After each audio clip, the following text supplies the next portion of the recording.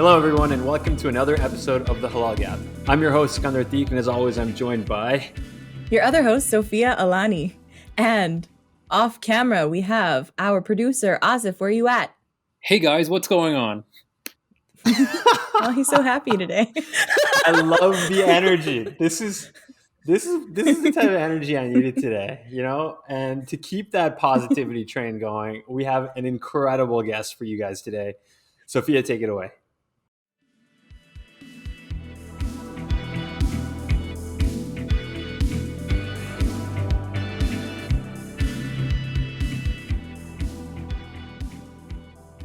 The son of a Libyan revolutionary, he is a hip-hop artist, activist, and storyteller who has been listed as one of CNN's most interesting people and whose performance at South by Southwest was rated one of the 6 best by Yahoo Music. He's been featured in Rolling Stone, Billboard, Complex Mag, The New York Times, Al Jazeera, and many other publications for his incredible music, journey, and family history.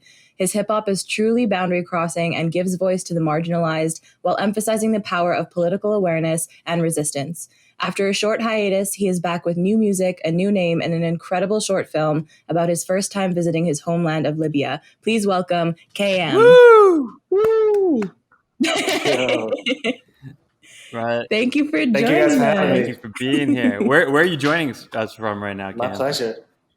I'm in Louisville, Kentucky at the moment. Nice. I'm on the move right now. I think I told you in a previous talk, I left Chicago at the end of last summer, and I'm doing the nomad thing for a little bit.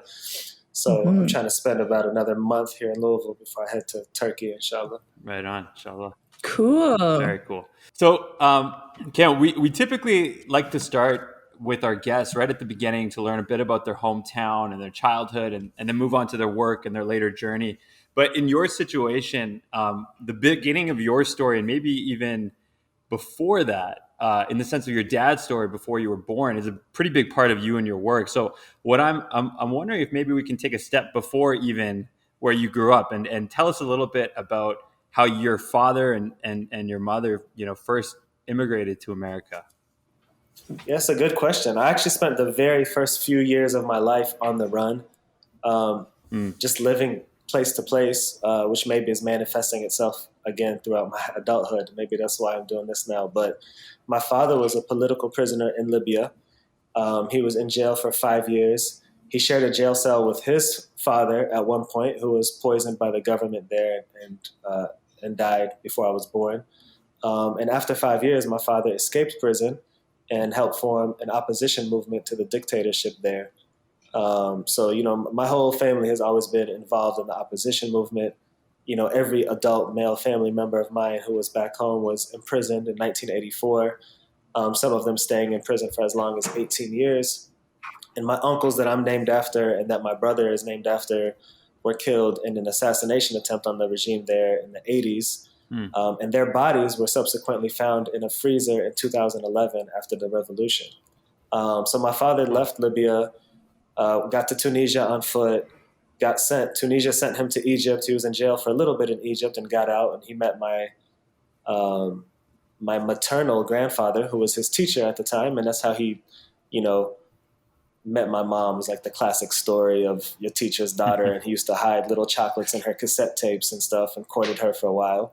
She was living a decent life, She had a driver, good little life. My grandfather on my mom's father is a scholar, Islamic scholar. He's been blind since infancy. He has a cool story of his own, but my mom lived a decent life. Then she married my dad, and 2 weeks later they were like in Sudan, in the back of a taxi. They had no car seat, and living on the run for a while, bounced around Africa and Europe, and eventually we went to the United States. And this whole opposition movement, which was stationed together, they decided it would be safer to move to the States and seek asylum, just because in those days there was a lot of assassinations and assassination attempts. And they literally just drove around and wanted to find a town that seemed like a good place to set up shop, probably never intending to be there as long as we did. I don't think they thought they were going to have kids who would grow up to adulthood. But they decided on Lexington, Kentucky, which is really cool. It was different growing up there. It's definitely I got the "what are you" question a lot. There's black and there's white. There's no brown people or anything in between in Kentucky. So I grew up in Lexington, Kentucky, but also within a community of political dissidents. All of us were exiled from our homeland. We couldn't even talk or have phone calls with our family back home, so we became each other's family, and I think we built a bond stronger than family. So, those are like my uncles and my aunts and my cousins and my loved ones.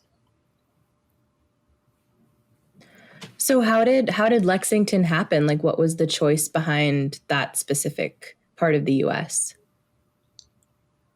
They drove around a lot. I think one, they wanted a place that did not have Libyans already, because in those days, most of the Libyans were sent here for intelligence purposes and spies. So that was like one thing. I don't know. I guess affordability.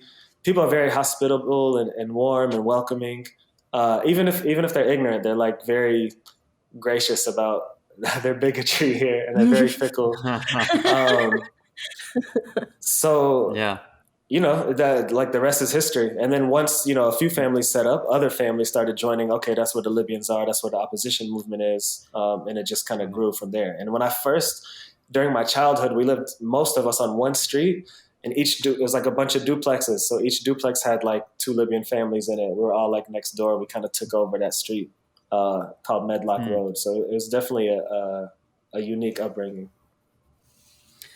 Yeah, it's interesting. You in an interview you did with your mom, she mentioned that the fact that a big reason for the Louisville was because there weren't Libyans there, and the entire thing about how a lot of the Libyans that were in the States at the time were spies. So I'm wondering, as a child, were you aware of that political tension, or was it guarded from you in any way?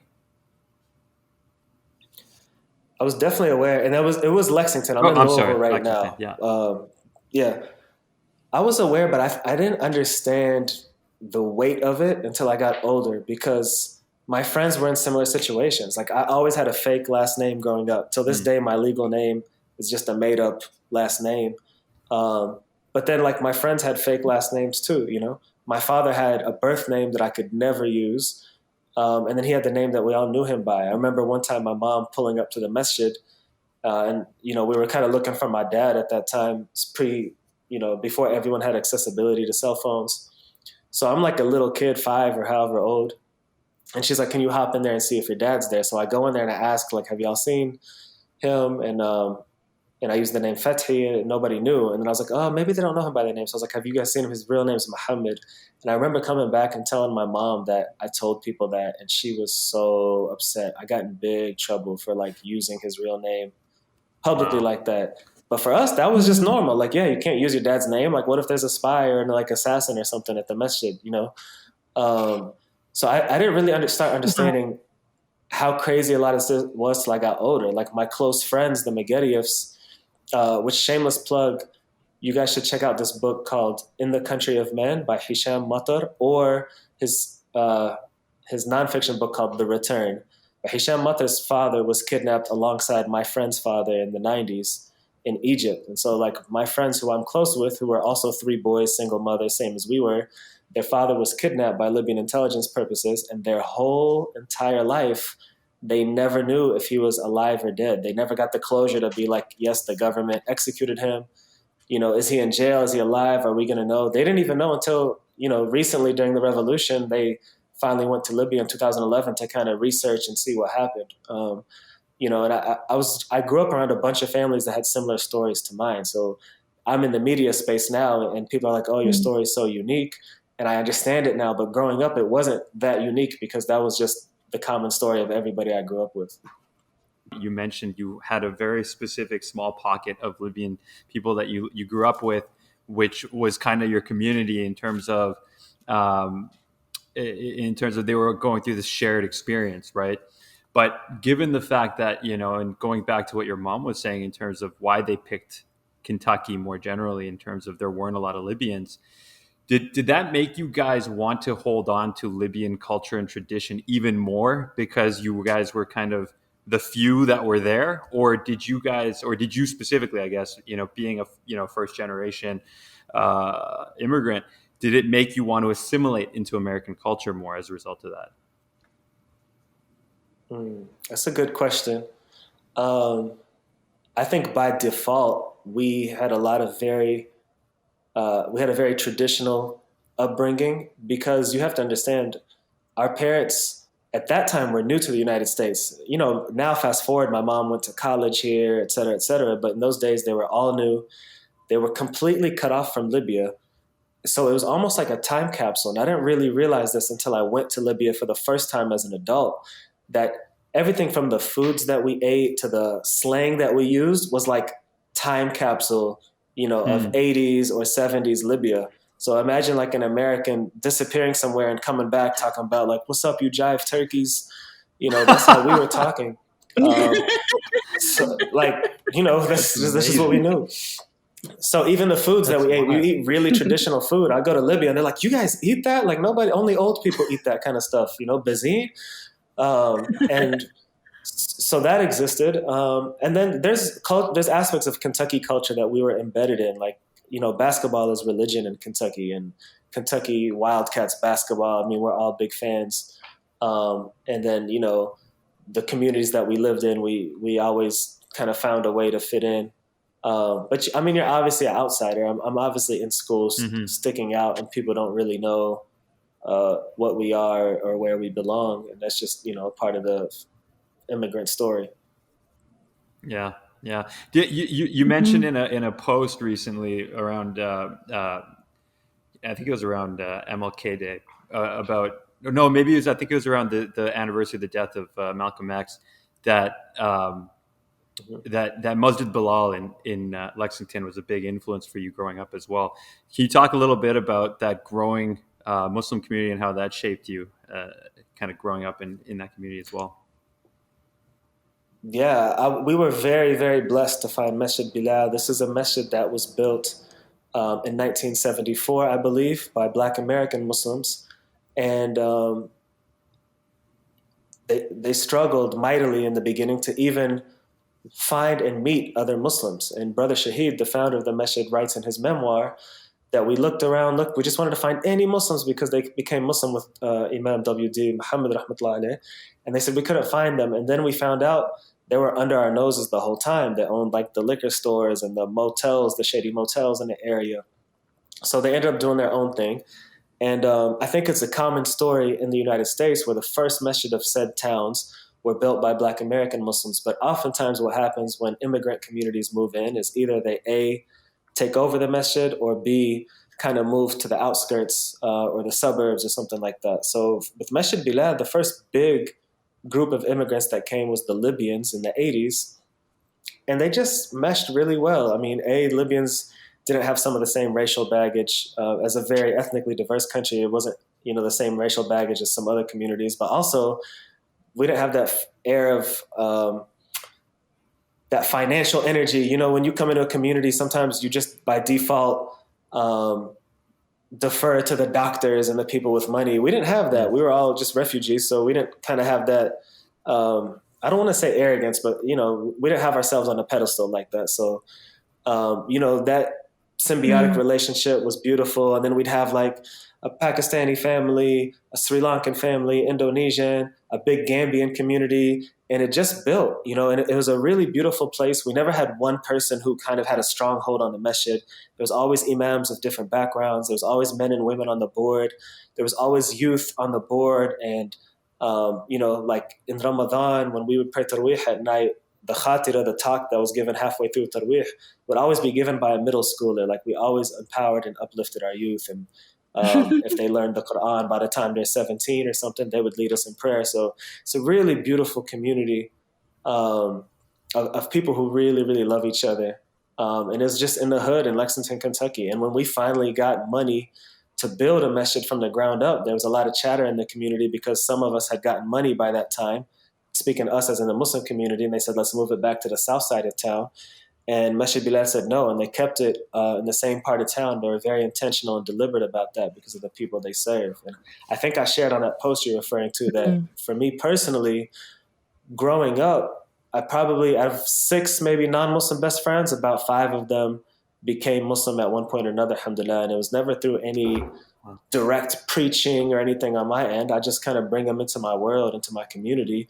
And I was, you know, privileged to be part of a community that was warm and welcoming, hospitable, and they just got to see Islam for what it was. Instead of reading in a book report like this is what hijab is, this is what it's like to be in a Muslim's house, they just experienced it, and it was cool. So yeah, Masjid Bilal, as you can see, is a place that I love dearly, and I'm very grateful to have been raised by it.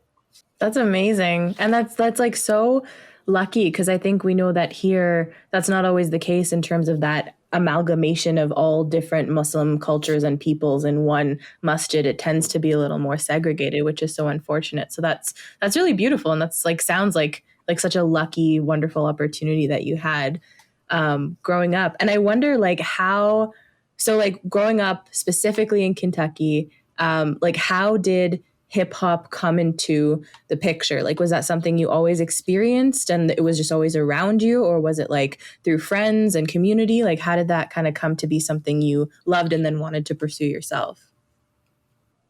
Yeah, I think that was just something that was always there, either based on like where we lived geographically, the kind of things we were into. It was kind of rough when we were growing up, and we came from good families, but a lot of the Libyans were kind of figuring out their way out of poverty, and people were getting their hands into different types of things.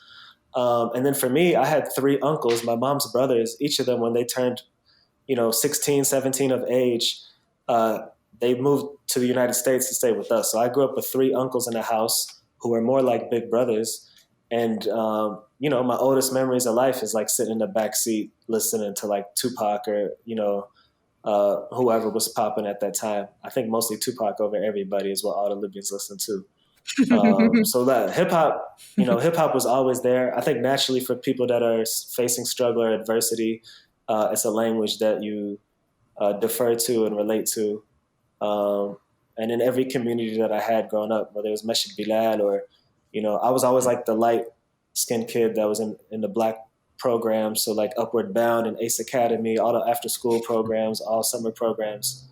So, it just was naturally there. I don't know if it was ever a conscious decision, but I have realized, especially after getting older, that my father used to always, he was a poet by trade, and he used to like just freestyle around the house about little random things. And I catch myself doing that now. And Libyan culture already is a very like poetic, oratory culture. I don't know if that's right. Like if you go to a Libyan wedding and you go to the women's side of the wedding, they'll have drums in their hands, and the groom side and the bride side will have like a battle. They'll be like bigging up their side or talking about the other side, in jest. So, I think there's a lot of elements that were just a natural transition for us. That's amazing. Well, was there a point in time when you realized that you wanted to pursue it professionally? Only once I became an adult and realized I had to pay bills and I didn't want to do it another way. Like I didn't really grow up thinking like, I wanted to be in the NBA. I wanted to be like in elementary school. I thought I was going to be a marine biologist or something. So it wasn't really until I got older and I was like touring and stuff. And I didn't really take stuff seriously. I'd have like talks with labels and stuff and kind of brush it off and just want to do my thing. But, once I got done with school, I was like, man, I don't want to do any of this other stuff. So, let me like make music. But it's not to say that the type of music that I make or type of content I want to create is just based on what's going to get money. I still want to always be authentic in my story and what I share and my mission and my purpose. But I think ultimately I'm just a creative, and I'm just not built.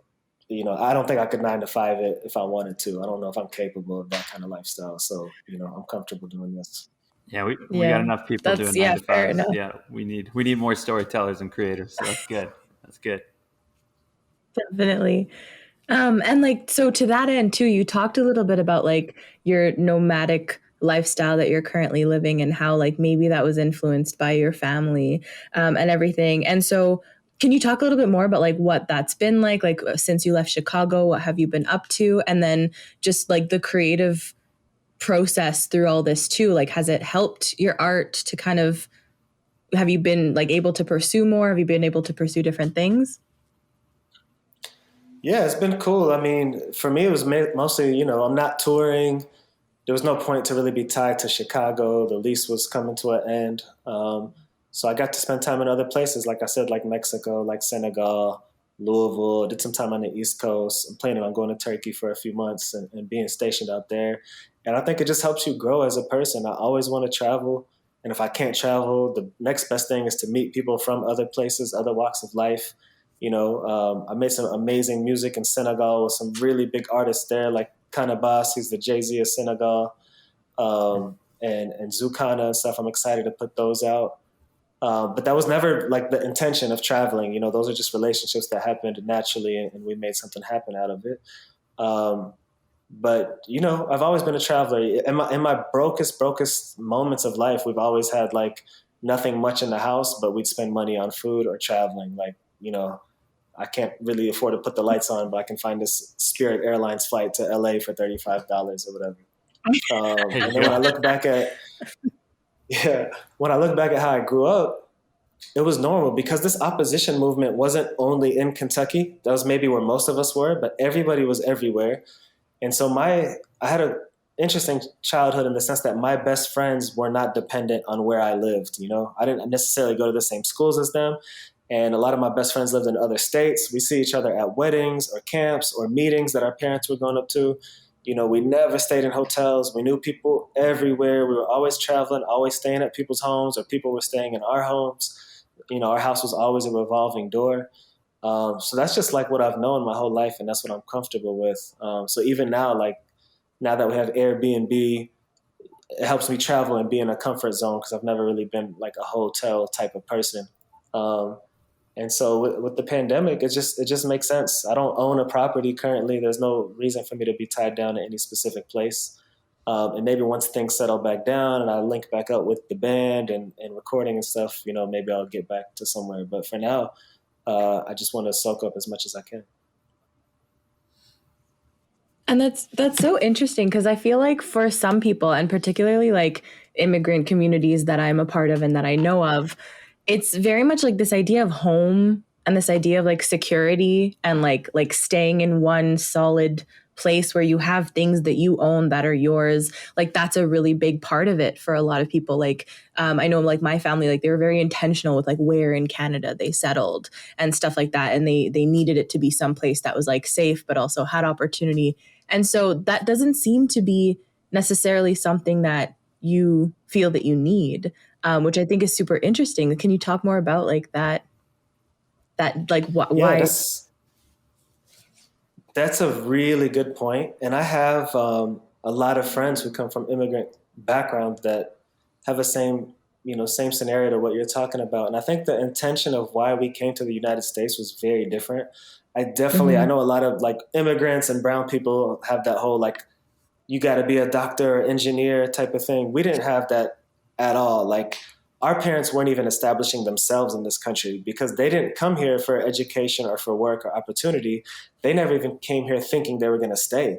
They came here while actively trying to get rid of the regime back home. So, by the time I was in 8th grade, I was organizing buses to go to DC or New York to the consulate and try to organize protests. We were always like actively involved or helping our parents' generation communicate with like local officials and stuff like that. We never intended on staying. And, my father used to have a saying "Laman rohu," which means when we return. So like, oh yeah, laman rohu, yeah, when we return this, when we return that. I had friends who had dishes like china that was packed up in boxes that they never unpacked because that was for when they went back home to Libya. Like that wasn't for use here. So our parents might have thought we were going to be in America for a year or 2 or 5. They never came intending to stay. So there was people who back home were the top lawyers and judges and generals. And here they were just washing dishes or driving buses, just trying to get by until their country got free and they went back home. So we never really established ourselves in that sense here, and we never really considered it home. Now looking back, I'm like, oh man, Lexington, I've spent my whole adult life in Chicago, but Lexington really raised me and I have home-like feelings about it. But growing up, we had our eyes on Libya and would have never thought that we would have been in the States that long. I'm assuming it was a very real fear that if you did go back even to visit, that the repercussions would be pretty severe. Is that safe to say? Oh yeah. I mean, it's like a non-starter. There was no way. And, I have a friend, for example, his uncle died back home. And when his father, who was not in touch with the family, but he finally called when the father's brother died, to console the rest of his family. And the surviving brother who answered the phone call went to prison, for answering that phone Wow. call. So that wasn't even going home. That's just calling home. So yeah, it was a non-starter. And then even later, part of the Gaddafi regime started to reach out, and we knew it as making an example of people, saying like they would have these like right of return trips for like first generation Libyans to take them home and show them around and look how great everything is. And they would invite some former members of the regime, and Gaddafi would have them kiss his feet and stuff. And so even if those type of opportunities did come up later, like in the 2000s, late 2000s, just on principle, we didn't, my community No, for sure. didn't want to participate in that. Mm-hmm. No doubt. Yeah. So, wanted to transition more into your musical journey a little bit, which of course is colored by your experience and actually has a bit of a full circle situation that comes as well. And you first started releasing music under, as you mentioned, the name Halal Gap, and had a lot of early success, but then had to kind of abruptly put everything on hold. Can you talk to us a little bit about why that happened? Yeah, man, it was dope. One of maybe my second or third song I ever released, "Can't Take Our Freedom," became this just really big song. YouTube was tweeting it out, and it was front page of CNN and everywhere. It helped me travel the world, and I loved it. It also, just a lesson to artists there, boxed me in a little bit and turned me into this like political rapper, when that was never my intention. This wasn't like meant to be political. It was really just sincere and about something that was intimate to me that my people were going through. And at the time we recorded the song, it was before like NATO got involved, anybody got involved. It was just people in Libya getting slaughtered in the streets. And now there's this revisionist history, like the revolution was started by the West. It was just started by the people, people in Libya. And eventually the United States didn't really know which side to get on. And then once they saw, the scales tip, they got on the side that they thought would best serve them. But shortly after that, a few years after that, I found myself increasingly getting harassed by the FBI and being detained regularly, and eventually being placed on the no-fly list. And it took me years, actually. You said in the intro, short hiatus, but it felt like a very long hiatus. It took me years to clear my name. And as I was working with my lawyers, they were just like, yo, just don't do anything. Don't tweet. Don't be on social media. Don't put out music. Like everything you do is something to be used against you. And you guys have to understand, and I say this to the Muslim community oftentimes, and I hate to share this because I don't want people to always be cynical. But oftentimes when the FBI or somebody visits us, and I'm not a lawyer, but I'm just sharing the advice. The best thing to do is like, no, thank you, or here's my lawyer's card, talk to them. Because what we don't understand is we say, oh, well, I have nothing to hide. I don't have anything to hide. But sometimes their purpose is like a prosecutor in a case. All they know is like, we're coming for you, and we're just using whatever we can to build our case against you. If you look at the case of anybody like Adnan Saeed, the prosecutor isn't going to mid-case be like, you know what, I changed my mind. I don't think you did it. So anything can be used. Just having a prayer rug out, We had a gentleman in our community growing up in Lexington that the FBI was on a lot, and they would ask his wife, when you guys watch TV and like a sex scene comes on and nudity, does he keep watching or does he change the channel? And it was like that answer was going to help them determine if this guy was, potentially like a terrorist. So, during that time, I just completely disappeared. And my lawyers were like, just don't put out music, don't do anything. And so I've actually been clear for some time now, since 2017. And from 2017 until now, the onus is on me, and it's my fault that I haven't really released music. I came out with that South by Southwest show. It was called Contraband. It was right after the Muslim band, and it was all artists from the banned countries. And that was what you mentioned that Yahoo said was the best 6 shows. And I was like, that's it. I'm back. I'm gonna start putting this music out. But I just kind of got in this rat race of like doing shows and touring all the time and paying bills and never taking the time to like work on my art and my craft. And I also wanted to figure out what I wanted to do artist-wise. So 2020 quarantine was really good for me, even though I had one of the biggest tours of my entire life canceled and like my financial plans for the next year and a half were wiped out. It forced me to kind of like look inside and just work on my art. And I've recorded the best music of my life, better than I would have otherwise. I'm excited to put it out. And I got to think a lot about what kind of artist I want to be. I think with Khalid M, I felt boxed in so many ways.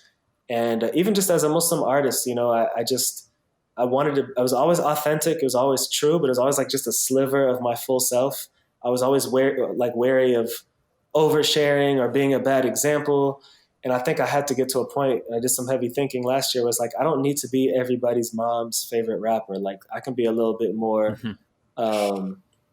open about, my life and my experience. And I'm excited to do that. So KM, I had mentors in the industry who told me before, like, yo, you got to change your name from Khalid M. Like, for a lot of different reasons, SEO, and then the DJ Khalid Association. When you send it to a label, like, oh, DJ Khalid, and they open, it's like some other dude. They already told me that, but I'm not somebody who like can go by a fake name. So KM is really the only other nickname that I've had my whole life that, my brothers and friends and everybody calls me. So I just go by KM. And we talked a little bit before the interview how, I'm having trouble now because with my SEO and stuff, I'm switching from Khalid M to KM, and all my interviews aren't under the same thing. It makes me less Googleable. And then KM also happens to be the name of this giant hot dog brand. And I got to compete with the hot dog brand, man. So whoever's listening, once I drop this new music, even halal? You can share it. It's kosher. It's kosher. So it's, Yes. It's all good to me. Oh, It's all good to me. But yeah, I'm looking forward to it. My first song, Medlock Road, which is named after that street that I grew up on, is set to come out the first week of April, inshallah. And then 2 weeks later, probably midway through Ramadan, I'm going to publicly debut, at least the American debut of Sing Freedom, which is a documentary that, I had 9 people in a film crew follow me for my first visit ever back home to Libya, which helped me kind of reconnect with my father, who passed away when I was a child. And I got to meet my family for the first time. I got to go see the prisons that my family members were kept in. I got to go to the mountain where my father was hiding after he escaped prison. And he didn't know if anybody was ever going to see him alive again. So he carved his name and date in the side of the mountain. And I got to go see that and touch that. And I'm really excited to share that story with everybody. That's amazing. Yeah. And yeah. I was just going to say, we're excited to dive into that specifically a little bit deeper as well. But before we do, I just wanted to go back a little bit if we could. And, we had the chance to speak with Amir Suleiman yesterday on the podcast about, a very similar experience that he had in terms of being approached by the FBI. We've had Brother Ali in the past have the exact same experience.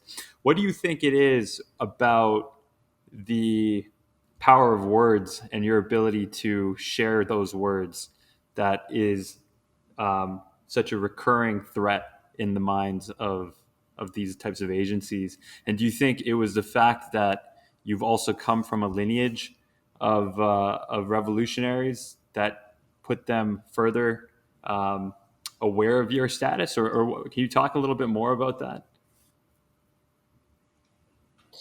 So in terms of my case in particular, one of the things that's crazy about it, and that there's class action lawsuits against the government, and we had to challenge the constitutionality of this even existing, was that when I'm on a list, people would ask me, why are you on the list? And the crazy thing about being on a no-fly list is there are no accusations, there are no charges. So there's no mechanism to even defend yourself. If someone is accused of murder, even if they're innocent, the government will say, well, we believe you killed this person on this date with this weapon, so you can just prove that you didn't do those things. But when you're put on a list, they don't tell you why. So you can't even disprove the theory. So it's really tough. So as far as why me particularly, I can only speculate. I don't know. I know there were a lot of Libyan-Americans who were put on these lists. And I know that there are a lot of, as you just pointed out, artists. And it's hard for artists because for us, traveling is literally our livelihood. Like, we get money from traveling. So when you talk about Amir Suleiman and Brother Ali, I think it just goes to show, like you said, the power of words and arts. And there's academics out there that have broken down everything that we're dealing with, but your average 15-year-old is not looking up, journals on LexisNexis or whatever and reading those academic journals. They're listening to their artists. So, of course, you want to have, the government's going to want to have their pulse on the artists and who they think to be our influential in their community and, cover their bases. So, there's no surprise at all to see, Muslims in the arts who are doing big things get stopped. Mm-hmm. And it kind of seems like in that vein of questioning too, like there's almost this like unchosen family legacy that you have of like just somehow like these government bodies just like trying to stop you from doing what you want to do, what you think is right, like just any action. And like how did that kind of make you feel when you're in that period of like you've been told you can't travel, you've been told not to, post anything or share anything? How did that affect you creatively? Man, you would think that it would be amazing and I could like buckle down and I got all this time now, but it was a tough time for me mentally. And I don't think I realized how hard it was on me until after the ordeal was done, because I'm a very community oriented person by nature. I'm always the guy that whoever's the new person, come on in, let me introduce you to everybody. I'm a dot connector. I have multiple WhatsApp chats that have the same name, which is The Basement, and it's named after like my basement growing up because my house was like the place where everybody came and spent the night. Door was open. I just like to cultivate community. Now, I know I've caught Sikandar on Clubhouse. I got this group with my partner Alex called Muslims and Friends. It's like 70,000 people now. We're having like Jum'ahs, we're having tafsir, we're having industry link ups. I just like to build community. And during those 4 years, I was a recluse. I was just inside my place in Chicago, not meeting new people at all. And when I did, it was like, hi, bye. There's people who I met in those times and now I'm very close with, but I probably came off as very aloof in those years. So it was just a dark time, man. And I don't think I understood the toll that it took on me until much later. And I wish I had some awesome art to show from these depressing times, because there are times in my life where I'm down in the dumps because of something else and I can make beautiful art on it. I'm like, damn, I got these girl problems right now, but that's going to make a dope song, but you can't do that with, I didn't do that with, being on the no-fly list and being like relegated to my home and just trying to like, go from like touring the world, headlining these festivals to like, just like driving Lyft and like doing whatever the hell you got to do to get by. It's definitely a humbling time. But I don't even remember what the question was, man. It's dark time. I didn't come up with the best art that you would think of. I'm glad it's over. Yeah. No. Yeah. I mean, I'm wondering on the restart, right? Coming out of that, was that also something that you had to mentally, and I mean, obviously financially too, like you had so much momentum and then boom, it's put on pause for a number of years. Coming out of that, essentially starting from scratch, was that like a release? Was it something that you were able to say, okay, I'm back, like, let's go? Or was that also like this massive mountain that you were looking at saying, oh my God, I got to climb this thing again? Yeah, it's a mountain. I'm looking at myself as a new artist, basically. I mean, if you see, probably majority of my followers on Instagram or wherever don't even know who Khalid M is and don't even know that I put out music before. And then there's probably a bunch of people who loved Khalid M that don't know what the hell happened to him and have no idea that like I exist right now as Kayem. So I'm hoping once I start putting out music, those dots will be connected. But yeah, I'm basically just looking at myself as a new artist and treating myself as a new artist. And I think to kind of stay humble or try to stay humble in that fashion is the best route for me right now. Right on. Mm-hmm. And so like just that experience too, because you mentioned that this kind of potentially, as we're speculating, started with like your song Can't Take Our Freedom, which is like such a dope song.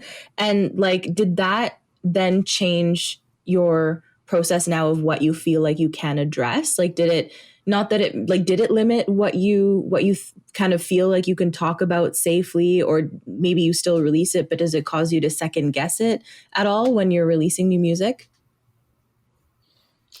In terms of worried about repercussions, no. Like I did it their way. I did it the lawyer's way, where I was not talking about stuff that was happening to me.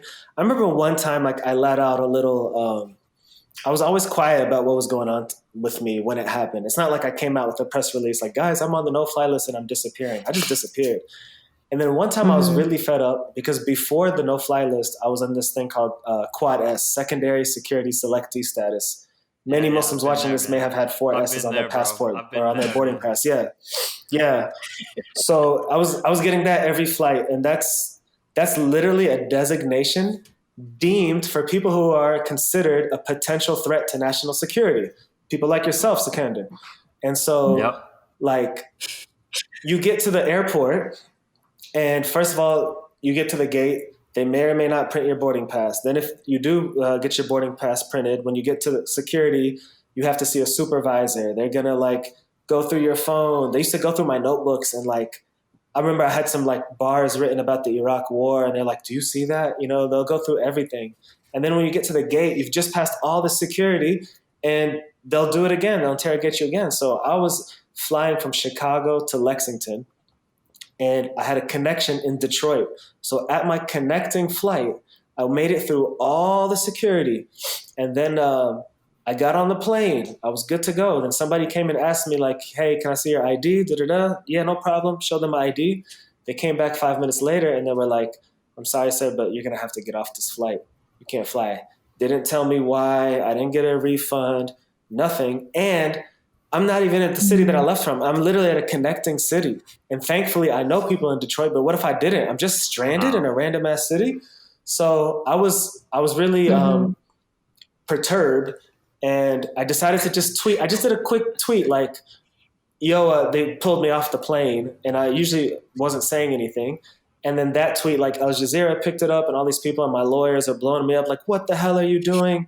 You know, you're making it worse. So I was like trained at that time to just be quiet about everything. When I see the FBI guy at the grocery store or where there's random footsteps in the snow to my balcony or where I'm getting detained, you know, I was quiet about everything. And all it did was like delay my entire life. So this time around, I'm definitely going to pull no punches. In terms of like repercussions, you know, I'm not worried. I'm ready. I'm at peace. I'm working on an op-ed series to kind of go in detail. I say things like no fly list or getting detained, which just sounds like a word, but there's really dehumanizing experiences that you have along the way where they strip you of your dignity. And I kind of want to go into more detail about the emotion of that, what that feels like. So I'm ready to share those stories. And so with something like Can't Take Our Freedom, if I was to put out a part 2 or a different version, I would not be worried about the repercussions. No. Not in regards to the government. Yeah. I'm wondering, kind of in the same way that your lyrics are very powerful, especially with your live performance, I would say you've got a very, in my opinion, a very unique style of storytelling mixed with the best way I can say it is like an instrumental experience, right? Like every musician is beautifully integrated within the set, has their moment. It's not just like 808s and auto-tune, right? Like you are putting together something pretty unique. And I'm wondering if with your more recent work, integrating the more cultural instruments, right? Like you have a lot of oud in there. You have a lot of pieces of just like beautiful, North African kind of influence in there. Is that also starting to become more purposeful for you as you kind of relaunch your career here? That's a good question. I never want to be contrived about it. I never want to be like, because that's the first thing. When I mess with American producers, they're like, oh my God, yo, I'd love to throw in some North African drums or da-da-da-da. Like, I don't ever want to be contrived, but if it's natural and it feels good, I'll do it. And sometimes I'm at the mercy of the band. And, I just try to approach shows in a manner that anybody can enjoy it. And I learned this over the years. I used to perform at a lot of universities and stuff, and I'd have like sometimes a crowd that wasn't a typical hip hop crowd. And it's just not fun, bro. Like some 60-year-old white lady doesn't want to hear you on the mic, like spitting some crazy bars. She doesn't care about that punchline. So I'm trying to treat every show like it's a Vegas show, and people can come and just enjoy it regardless of what their personal tastes are. So I'm going to get in there. I want it to feel interactive. I'm going to play a soundtrack. I'm going to do storytelling. The band is going to do their thing. And I just want it to be this immersive experience that anybody can relate to, regardless of what their background is. And, now that I've flying and stuff again and performing overseas, sometimes we're performing to audiences that, don't even have a good hold on English. And I still want them to be able to feel all of the emotion. And so, having the band that I have, which is an all-star team, is really dope. And I'm blessed to be able to share the stage with them. Yeah. I mean, I can certainly attest. I mean, personally, I don't know, I can't speak for Sophia, but when we first saw you in Chicago a couple of years ago, that was my first time being exposed to your music. And I can say without a doubt that like the only way, like I said, I can explain it is it's not a concert. It's very much an experience. Right. And so I'm looking forward for the rest of the world to get a chance to share in that experience, because it is beautiful for sure. I appreciate that, man. And that's what I mean, like that type of crowd. And I think the selling point for me being in that lineup, because I think it was me and Brother Ali and Lupe, and the person who was talking to them, or I guess pitched me to the organizers, was like, yo, like Lupe's fans are going to be there, Brother Ali, like they're going to sell tickets and their fans are going to like them. But you got all these other people there, and like, not to discredit anything that they do, but my goal was to be able to be like that act that if you're like a hip hop head and you love bars, like, yeah, you're going to love it. But also if you're just like, the old auntie that's there because you wanted to take your kids out or you wanted to go hit the food scene and you happen to be at the concert, like you're still going to have a good time and it's going to connect and you're going to understand the story. No doubt. I think your performance and Lupe battle rapping some random dude out of the crowd were probably the two highlights from that show. Yeah. Although I love Ali, I can never say anything bad about Ali, but yeah, that was memorable. And Neelam was incredible too. But yeah, that Lupe battle rap was something. Oh yeah, else, Neelam, she did her thing. Oh my goodness. The battle rap was one of the cringe-worthy Hall of Fame incidents. So awkward. So awkward. Yes, but no, I totally agree. You could feel free to speak for me on that, Sikandar, because 100% it was like such incredible music. And then just like the way you connected to the audience was so amazing. And even like during and afterwards. And I think it was like interesting because I think after we'd seen you, I was like looking for your music, not realizing that it would have been under another name. So I was like, oh, like, I don't know, I guess I'll keep looking like on occasion. And then when prepping for this recording and we had like I was like, oh my God, we found it all again, like parts of it anyway. And it was like pretty awesome to just like I knew the songs, like I knew the feeling, like the feeling was familiar. Like the feeling I felt when listening to it for the first time when you performed it was the same feeling I had. And I was like, oh, I remember this song because like I remember the feeling, and I remember this song because I remember the feeling. But yeah, I think that doesn't happen all the time with music, I think. So I just, you're just very cool. Thank you. And I've deleted most of it. And I think whatever songs you found online are going to be gone within 2 or 3 weeks. And I'm just like erasing all of that, except maybe Can't Take Our Freedom. With my team and I are still going back and forth on that. But yeah, everything else deleted. I'm so much more excited. And anytime somebody's like, yo, where can I check out your music? I'm like, just wait. Like anything that you could find in the past, yeah, don't check. Like, I'm really, really excited about the new stuff moving forward. So, like, just to get more about, like, does that mean that music is like gone forever, or are you gonna like release it under KM, or like what's gonna happen with it? No, like I did that. Like if you go on Spotify, I've never actually released a song on Spotify, but what I did is when I opened an account in 2017, I put older songs and they're just there. I didn't promote them. There's no numbers on there, but in case somebody ever looked me up, like they might find those. And I'm finally at a place in life where I'm at peace, like letting a song go. I used to have so much passion for every song, like Medlock Road. Like one of the reasons it took me so long to release is like I want everything about the release to be perfect, and I want people to hear this song. And this is not a song built for streaming because it's like 5 minutes long and it's a lot of rapping and it's an autobiography of sorts. But I really love it. And now like I've just made so much music that I'm finally at peace to like, yo, let's put this song out and like let's move on to the next one. And I wasn't capable of doing that before. So those songs are probably going to be gone. My manager now is in my ear every day. he's like, just do an NFT of Can't Take Our Freedom, the original studio sessions and the files, and like find some rich You'll be prince millionaire by the somewhere end of the week, to pay man. you however many racks. Yeah, he's trying to NFT the hell out of Can't Take Our Freedom, but we'll see what happens. That'll be amazing. So we did want to really dive into a little bit, if we could, Sing Freedom, right, which is a documentary that you'll be launching for the North American audience very soon. You were kind enough to share an early version with me, and there's a very powerful scene. Well, maybe before we dive into that, maybe if you could give the audience just a little bit of a quick overview as to what it is and why you felt it was important to make, and then maybe we'll talk a little bit more specifically.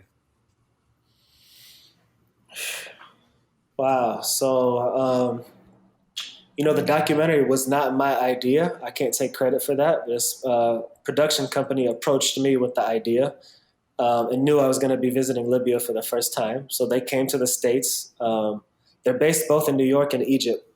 They came to the States. They filmed in Chicago. They filmed in the studio.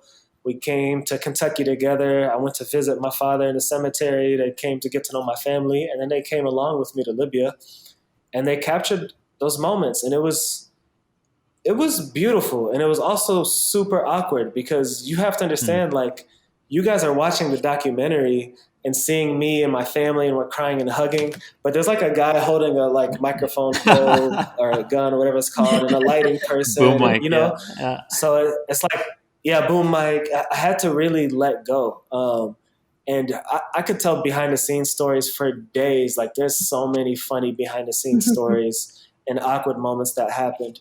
I have my qualms about how everything went down and the final edits and stuff, but ultimately I'm happy that it happened. Also because I was able to have conversations with my family that I never would have had if they weren't there. The director would say, hey, I'm about to film the scene and I want you to ask your uncle such and such. And I would never have the gall to ask these questions. If I went on my own in real life, I would just hang out and just be there, But the director would be like, hey, your uncle that was in prison for 18 years, and survived a massacre where they killed 2,000 people in 2 hours, let's go to that prison and see how he feels, And I'm like, hell no. But we did it, and it turned out to be beautiful. And one example, I can share this because it didn't make it into the documentary and it's not a spoiler. But the director was like, now that you guys are here at Abu Salim prison, which was the place of this massacre and where my uncle was for 18 years and where all my male family members stayed at for different lengths of time. He said, while you guys are here, I want you to ask him, how does it feel being back here? And I'm like, no, I'm not going to ask him that. It feels horrible. I'm sure it feels bad to be here. He's like, please just ask him, And so when you're filming this kind of reality documentary, everything's real and it's authentic, but they want to set up shot and they want the camera to be ready to catch the moments, of course, in their first candid form. So they're filming, and I asked my uncle, and mind you, this is a place where the first 4 years, from 1984 to 1988, when he was first in there, speaking was not allowed. You couldn't speak to one another. There's no sunshine. It was very, very intense, And they had this little slit in the door about this big, and they would throw some stale bread and they'd get some tea or something, That's all they had for the first 4 years. It was still rough after that, but they were allowed to talk to each other and do stuff later. But so I ask him and I say, Hassan, how does it feel being back here? And he just says, I'm translating and paraphrasing, but he goes, memories, beautiful memories. And I say, wait, beautiful memories? Wow. What do you mean? And he's like, I think about my comrades and, those who didn't make it. I survived, they didn't survive, but I think about the bonds that I built with them. And those bonds are tighter than the bonds that any two human beings can make. It's the bonds that I have with my brothers that I was locked up with are stronger than any humans that are out there in the world. And I just think about them and I think about my relationships now that I'm here. And it blew me away. And if it wasn't for us filming the documentary, I would have never had that conversation. I would have never asked him those questions. So, I'm grateful to that director for putting me in these positions that I didn't actually want to be put in. So many questions about this movie, but I noticed that one of the things was that in the movie, you're referred to as Khalid M and not KM. And so was that like a conscious choice to use the old name, if we're calling it that? Or like how did that come about? So this was actually filmed, KM, I came out publicly at South by Southwest 2017. That first show is when I used it. So this was actually filmed before 2017. So I was using the name Khalid M at that time. And it was filmed and it broadcast on a network called OSN, which is based in Dubai, but in a lot of the Middle East, people use this network.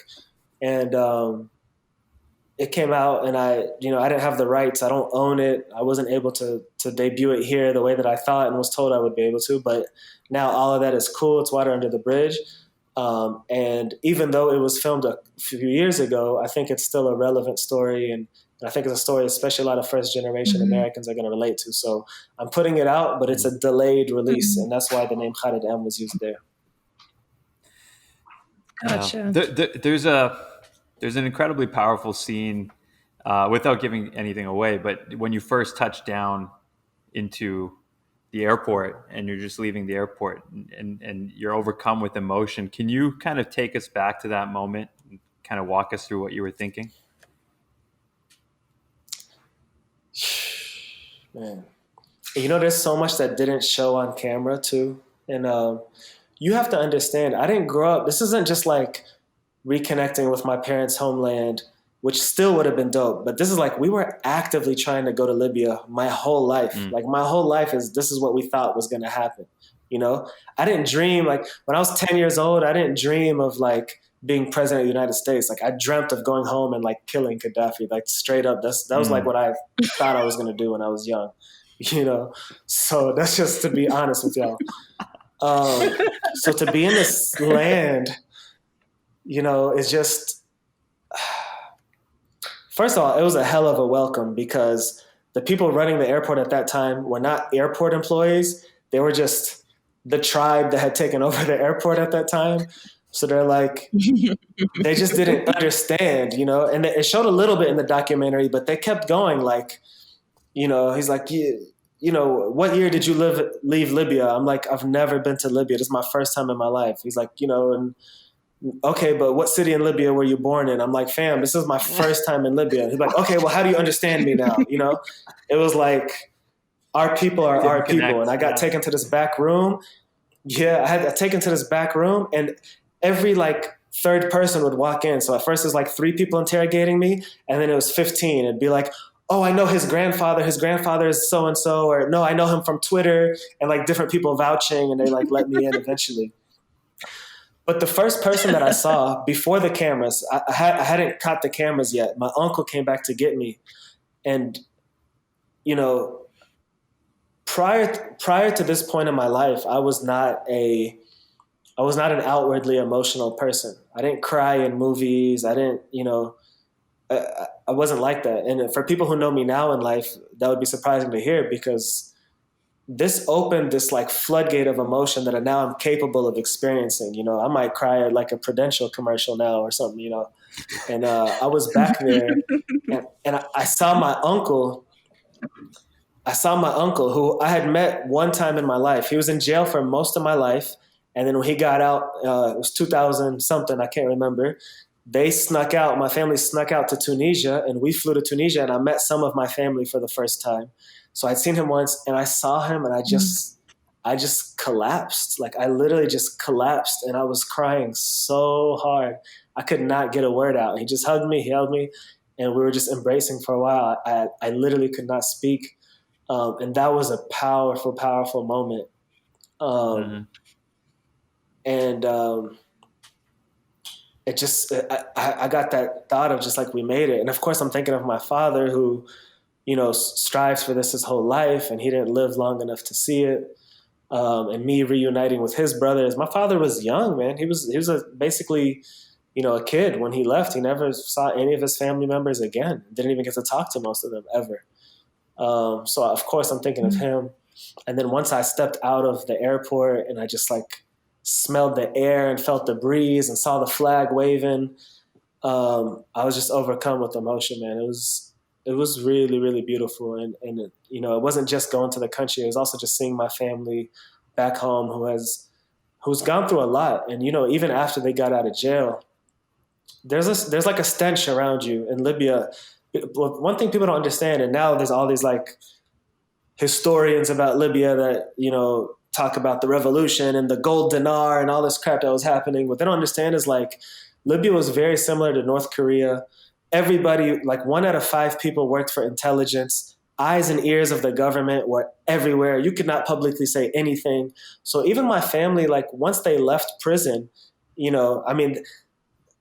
aunts had a hard time when my uncles were in prison because they'd have 6 little kids and they're working and they never worked before in their life and they're just making ends meet. But even once families were reunited, you still had this stench around you of this, like, people don't want to invite you to weddings. They don't want to be seen with you. Your neighbors don't want to talk to you because, like, you've been in jail. You're like a part of the opposition. And even if I internally agree with it, I don't want to be seen with it or caught with it. So just being there and being with my family and just thinking that they can finally exhale and they can just live a life and they don't have to have this like burden, this shadow hanging over them always, was really, really beautiful. And one thing that I'm grateful for the producers of the show is that first day when I was with my family, there was no cameras, no nothing. They're like, yo, this first day, just get it, go do y'all's thing, hang out, and like, let's start shooting the next day. And I'm really grateful to have had that time with them. Was there? And have you been able to? Oh, sorry, I was just say, have you been able to go back since? So the beautiful thing was like, I'm in Libya. I finally made it. Like, I'm gonna just be there all the time now. I'm gonna live there. So the following year, me, a lot of first generation of Libyans. Again, like I said, we didn't come here for education, opportunity. We came here thinking we're gonna go to Libya. So most of my friends that I grew up with, who had never been to Libya in their entire lives, they all moved back. They all moved to live. So, I went to Libya. I was there for maybe 5 months. Certain things didn't work out for me to be able to stay in that moment. So I came back to the States. And when I came back to the States, I ended up getting put on the no-fly list. So I was never able to travel again. So I have not been back since a year after the documentary. So I have not been back. And I'm hoping maybe I can get there this summer when I'm in Turkey because it's a short flight away. And I'm hoping to set up shop and, pray that that's a big part of my future. But sadly, I have not been there. I know, obviously, you visited post-revolution, but was there ever any fear when you were going back in terms of, are there potential supporters of Gaddafi that know you're coming and you've got a bit of a name now and, you're with your dad's history and everything? Was that something that ever crossed your mind, or was it pretty safe for you the entire time? Yeah, no, there was never fear, and especially in those days post-revolution, it was just such a beautiful time. Those first 2 years after the revolution was like such a time of unity, and everybody loved each other. Everybody would just be hugging in the streets, and so I was never worried about safety then. There were times like nowadays where there's different conflicts and tribes and people with different allegiances, where I may be worried. I think more than anything, what I was worried about in those days was just being embraced. It was kind of weird feeling to love a people so much your whole life, and then to get there and realize that there's a big demographic that thinks that you and your parents' generation are just these American, like, opportunists who are coming here to take all the Libyan money and take all the political roles when they don't know really that people sacrifice. And when they finally did go back to Libya, some of them left high-paying positions, where they had national security clearance and ran schools, were the deans of schools and things like that. And they went back, they left everything. So I think I just wanted to be embraced. And that brings up actually another funny story behind the scenes real quick. I know we're short on time, but No, we're on your clock, I went for one day. Okay, this was pretty funny. I went to Benghazi for one day to host a hip hop festival that was going on out there. And you got to understand how it looks like when we're traveling, oftentimes when we get to a place, I'm not getting out yet. Like, the team is going to go set up shop, check everything out so that when I get out of the vehicle, like, cameras are on and it's ready. They want to catch everybody's natural reactions. So we're in Benghazi. we're in this, and I'm like, what's going on? I'm seeing on Twitter, like all these people are hating on me, like talking trash on me, like, oh, okay, Khalid M thinks he's so bad. I thought this was your home country. You're coming here with all this security. You got security with you. I'm like, bro, I don't have no security. Like, what y'all talking about? Like, I'm of the people, you know? And they're like, it's this big thing on Twitter. It's like trending on Libya Twitter, you know, that I came here and like, look at this American. And I'm like, bro, what are they talking about? And then I think about it, and we pull up to the hip hop festival when this big unmarked white van, because there's 10 or 11 of us. So in this 15 passenger, and then the director and the producer, they go out and they go into the venue to check things out before us, you know? And then the guy who owns the production company just happens to be like 6'4", real big diesel dude. And the other camera guy is big. And those two guys are like standing outside of the car. They're like, Khalid, stay in the car. We don't want anybody to see you. And so they're just kind of standing outside of the car like this, you know? And then the other guys, the PAs are grabbing stuff out of the back. So remember, we're talking about the boom mic. It's long and it's in a package. It looks like a rifle. And in Arabic, they call it musaddis, which literally means gun. So he's like, Atini al-musaddis, you know, like he's literally like, give me the gun. And there's these big people. And so there's this whole hodgepodge thing going on about how I came to Benghazi with security, but it's just the film team. Awesome. Yeah, that was like a little funny story about me wanting to be embraced. Did you tweet back? Or were you like, guys, it's just a documentary crew? Like, I promise there's no security. I tried. I mean, who knows who believed it? I got a lot of pushback. Some people, it sounds like a really dumb story and excuse. Like, no, they were just like filmmakers, you know, but I tried. And a lot of it was in Arabic, and I'm not like proficient enough to be like having a debate in Arabic on Twitter with people. So, you know, I took my L's, man. And hopefully if anybody sees this, you know, you realize that I did not come with security to Libya. Yeah. That's be cool, right, yeah. So I think you might have mentioned it, but when is it planning on being released, and in what format? So I'm going to say this now so you guys can hold me accountable, because I'm notorious for just delaying. But first week of April will be Medlock Road, my first music video under Kayem. And then sometime in the middle of Ramadan, probably like, you know, third week of April, I'm going to release Sing Freedom. It's going to just be available to everybody. It'll be on YouTube. Again, we don't have the rights to like resell it to somebody else. It already came on OSIN. So it'll be YouTube. Got it. Maybe I'll put it on IGTV and stuff, but YouTube for sure. Right on. Perfect. Okay, Cam, before we wrap, we like to do some rapid fire questions. Are you cool with that? You got another couple minutes here? I'd love to. All right, man. So these are meant to be first thing that comes to your mind. No right or wrong answer. Just whatever pops up, you go for it. All right?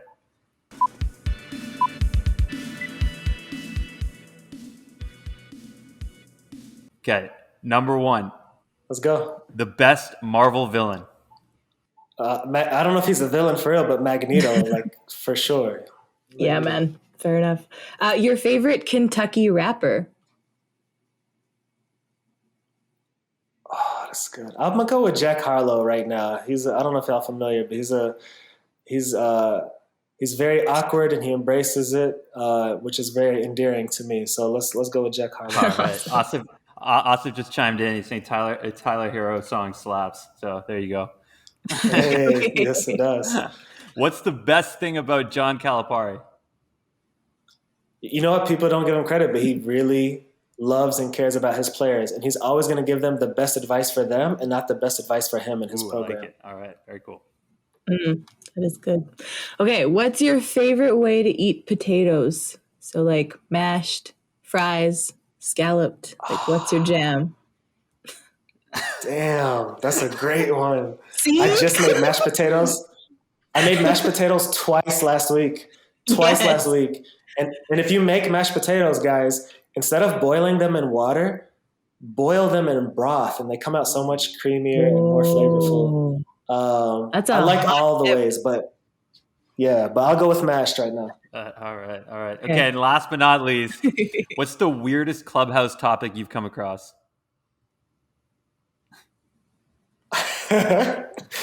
So my favorite Clubhouse talk that I had was there's all these rooms that I want to be in just to be on a fly on the wall. I know this is supposed to be rapid fire. Sorry. No, go, but like, go. you know, if you're in a Clubhouse room, everybody can see that you're in that room. So I was like, damn, I want to be in this room. But like, you know, so I just opened a room and I was like, have you ever been too embarrassed to be in a room, or what's the most embarrassing room you've been in? And that turned out to be, it was 1 a.m. and we went until 6 a.m. And some of it became like real talk, you know, like, because there was a room that day where it was a men's moaning room and they were paying $100 to the man who could moan the best. And a lot of people from that room came into my room.